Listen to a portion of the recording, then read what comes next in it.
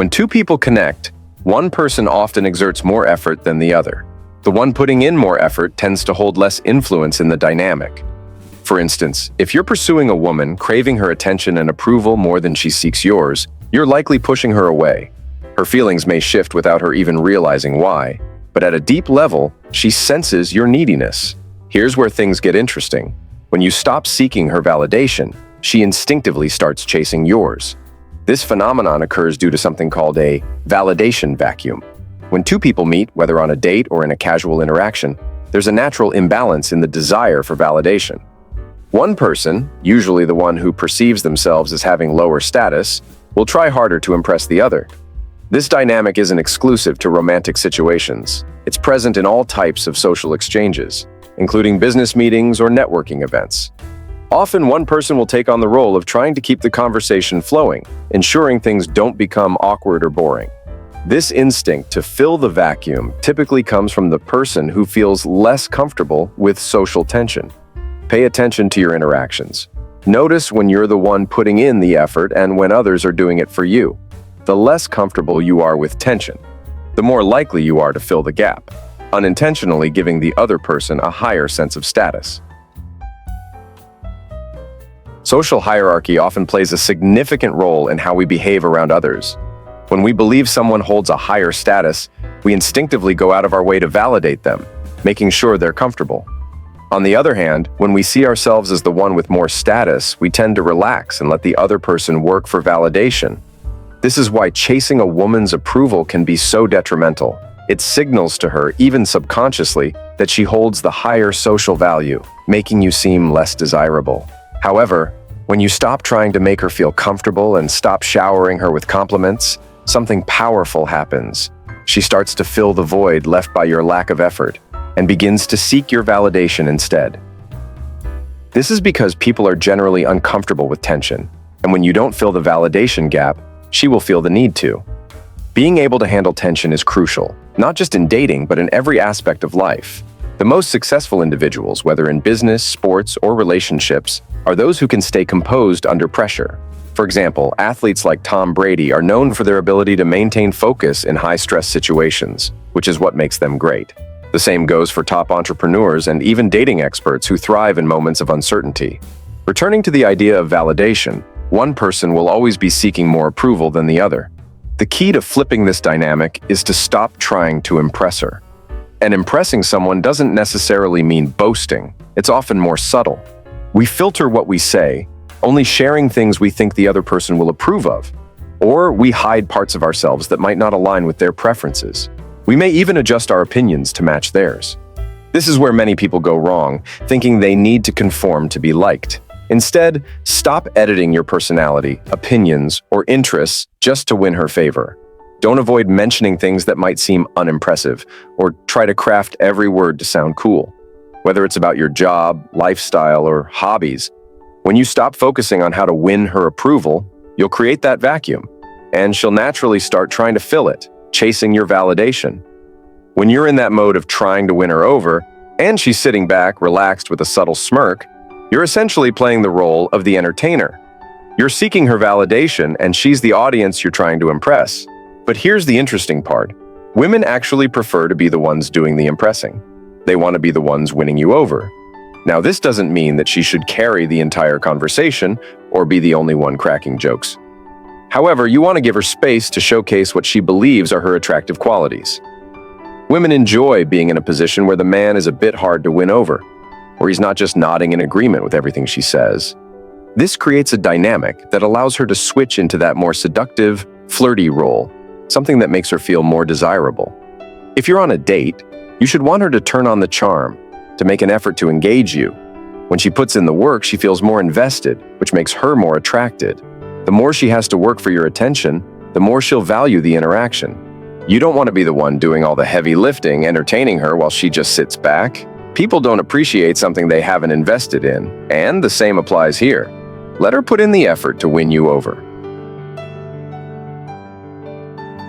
Another key aspect of avoiding the chase for validation is resisting the urge to over-explain yourself. You can observe this in business settings. When a junior employee cancels a meeting, they often apologize excessively and provide detailed explanations like, "I'm so sorry, my car broke down, I tried to get an Uber, but none were available." In contrast, a CEO might simply say, "I need to reschedule," without any explanation.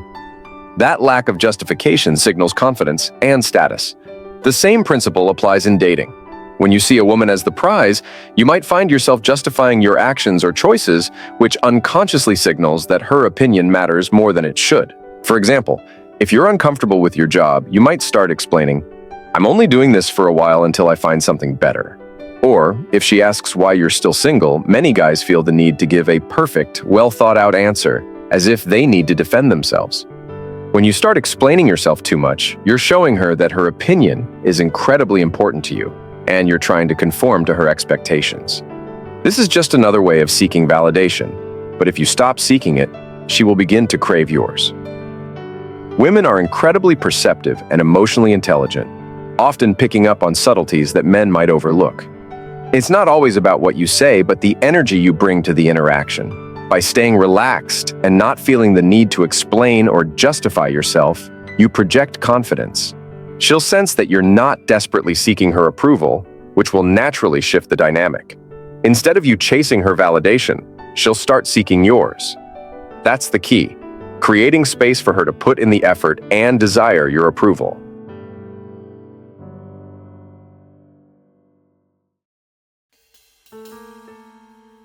To stop chasing validation, a powerful strategy is to disqualify yourself.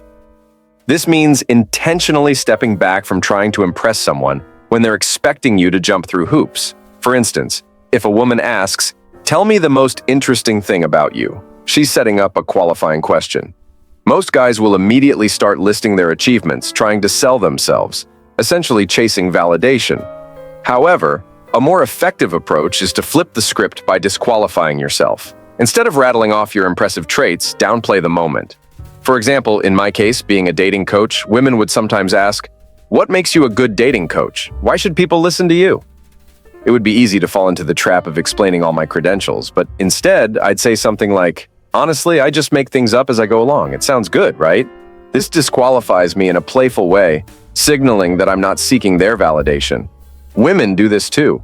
If you've ever asked a woman what's cool about her and she responds with, "Oh, nothing, I'm boring," part of you wonders why she's not trying to impress you. And the more she's not seeking your approval, the more intriguing she becomes. The same effect happens when you have something genuinely impressive about yourself, but don't bring it up. If a woman later discovers that you're, say, a CEO or have some other impressive quality you didn't mention, she'll think, "Wow, he must not care too much about impressing me," which can make you even more attractive. So over the next week, try becoming more aware of this dynamic. It's not just about interactions with women, but with anyone. People are constantly assessing who holds the power in a conversation, and the more you stop trying to impress, the more they will work to gain your approval. Women are highly observant and are always attuned to the subtle dynamics of social interactions. Even in a work setting, if you have a crush on someone, like the secretary, she's watching how you interact with others. She'll notice if you're the one chasing validation from coworkers, offering them more status, or trying too hard to impress. The same goes for social circles. If you're with a group and there's a woman you're interested in, she can see if you're seeking the approval of others in that group, be it the guys or the other women. This awareness extends beyond one-on-one interactions. It's not just about how you act when you're alone with a woman you like. It's about how you conduct yourself in all situations.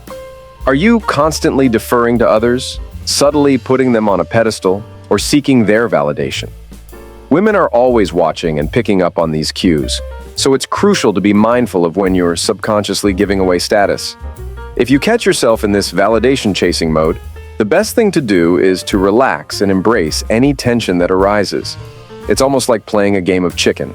The one who can sit in that tension without breaking will ultimately gain the upper hand. Eventually, the other person will feel compelled to fill the validation vacuum.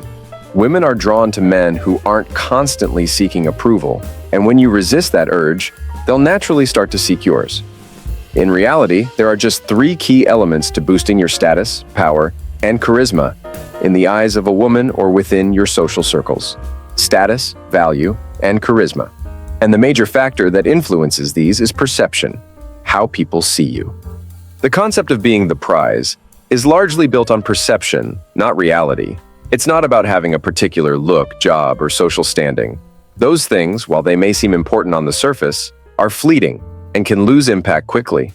A man can have everything that seems perfect on paper, looks, status, career, but the moment he starts chasing a woman's validation, he forfeits his power, and all those impressive qualities lose their appeal. That's what this approach is about. Understanding that being the prize is an art of perception. It's about holding your ground in a way that flips the dynamic. So she's the one chasing your validation. The essence of this mindset can be broken down into 3 steps. 1. Status. This is about projecting an aura of self-worth, not chasing external validation. You need to carry yourself as someone who is comfortable in their skin and doesn't need to prove their value constantly. 2. Value. True value comes from within. It's about understanding that your worth doesn't come from material success, but from how you carry yourself, how you make others feel, and the confidence you radiate. 3. Charisma. Charisma is the energy that draws people in without effort. It's about being authentic, comfortable with tension, and engaging without overcompensating. Women are drawn to men who exude this natural magnetism without seeming like they are trying too hard. By mastering these 3 areas, you elevate yourself in a way that makes people naturally drawn to you. You become the one who people seek validation from, rather than the one doing the chasing. Alright, that's it for this video. If you gained anything from it, leave a like and don't forget to share your thoughts down in the comments. Thanks for watching, and until next time, this is Stoic Approach to Life.